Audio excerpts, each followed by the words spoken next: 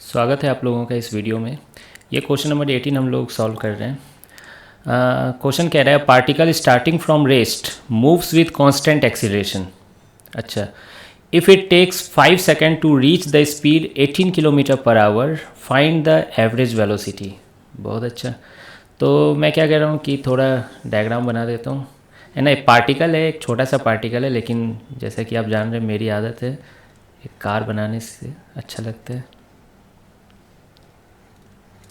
ठीक है, तो पार्टिकल रेस्ट से स्टार्ट हो रहा है, यानी u इनिशियल वेलोसिटी 0 है इसकी, और टाइम इक्वल टू 0 पे ये यहाँ पे था, और टाइम इक्वल टू 5 सेकेंड पर ये पार्टिकल यहाँ पर पहुँच जाता है और इसकी स्पीड हो जाती है 18 किलोमीटर पर आवर, है ना।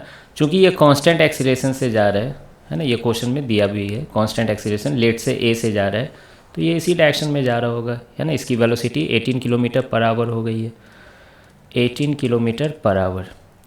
क्या आपका दिल नहीं कह रहा है इसे मीटर पर सेकंड में चेंज कर लें? 5/18 ये सब आप जानते ही होंगे, मीटर पर सेकंड, और 18 से 18 कट गया तो 5 मीटर पर सेकंड। ये जान रहे हो ना, किलोमीटर में 1000 मीटर होता है, एक आवर में 3600 सेकेंड्स होते हैं, फिर उसको है ना सॉल्व करके आ जाता है 5 मीटर पर सेकेंड। तो यहाँ तक तो आगे आप समझ ही रहे हो। इसके बाद क्या पूछा गया है? Find the average velocity. अच्छा, तो देखिए एवरेज वेलोसिटी पूछा गया है।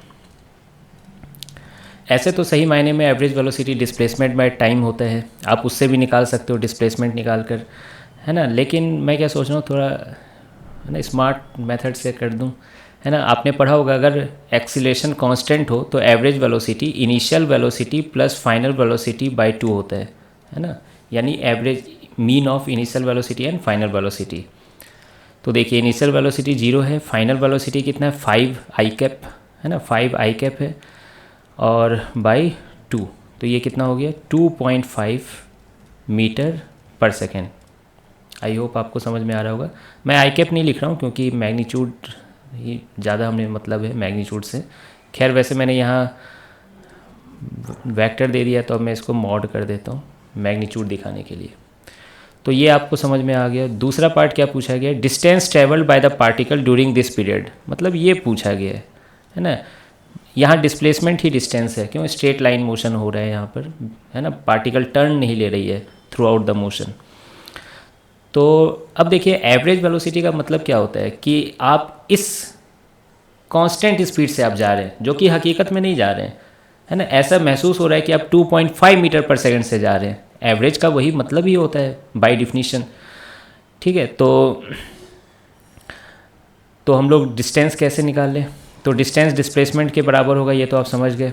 तो क्या मैं डायरेक्ट लगा दूं कि अगर आप कांस्टेंट स्पीड से जा रहे हो तो स्पीड इनटू टाइम, यही तो डिस्टेंस होता है।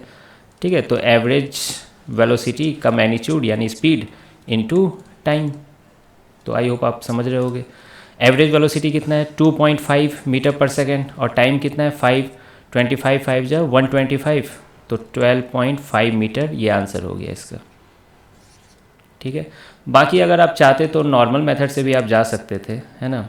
मतलब मैं तो कहूँगा आपको जाना चाहिए, है ना। मेथड 2 देख लो, वही S equal to U T plus half at square लगा कर S equal to U T plus, अच्छा सॉरी ये लगा दो V square equal to U square plus 2as। क्यों?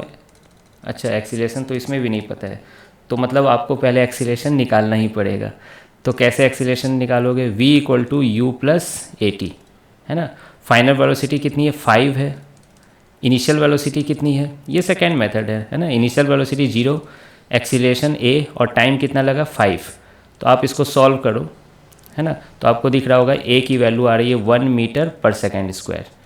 ठीक है, फिर आप s निकाल लो, अब s equal to U T plus half A T square से।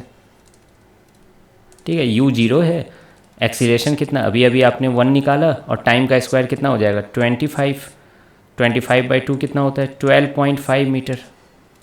तो s निकल गया। फिर एवरेज वेलोसिटी का फॉर्मूला क्या होता है?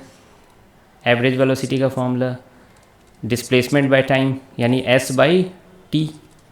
तो देखिए 12.5 को आप 5 से डिवाइड करोगे तो ऑब्वियसली 2.5 ही आने वाला है ना। तो आप ऐसे भी सोच सकते थे बेसिक अप्रोच से, बाकी ये भी आपके दिमाग में होना चाहिए। कितना तुरंत बन गया ये सब। ठीक है, तो आई होप आपको सॉल्यूशन समझ में आया होगा। मिलते हैं फिर नेक्स्ट वीडियो में।